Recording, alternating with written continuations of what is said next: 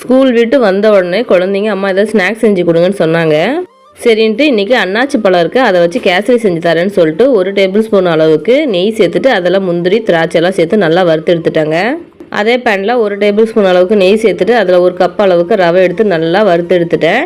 அதுக்கப்புறம் அதே பேனில் 1 கப் அளவுக்கு அன்னாச்சி பழம் சின்ன சின்னதாக கட் பண்ணி எடுத்து வச்சுருக்கேங்க. அதை சேர்த்து ஒரு 5 நிமிஷம் போல் நல்லா வதக்கிட்டேங்க. 1 கப் ரவைக்கு 2.5 கப் அளவுக்கு தண்ணி சேர்த்துக்கணும். அதே மாதிரி தண்ணி சேர்த்துட்டு தண்ணி நல்லா கொதிச்சதுக்கப்புறம் நம்ம வறுத்து எடுத்து வச்ச ரவையை சேர்த்து நல்லா கட்டி இல்லாமல் கிண்டி எடுத்துக்கணும். இப்போ 1 கப் அளவுக்கு நான் சர்க்கரை சேர்த்துருக்கேன். அதை சேர்த்து நல்லா அப்படி கலந்ததுக்கப்புறம் பார்த்தீங்கன்னா கொஞ்சமாக நெய் சேர்த்து நல்லா கிண்டி விட்டுட்டு இதை மூடி போட்டு ஒரு 10 நிமிஷம் போல் லோ ஃப்ளேம்லேயும் வச்சிடணுங்க.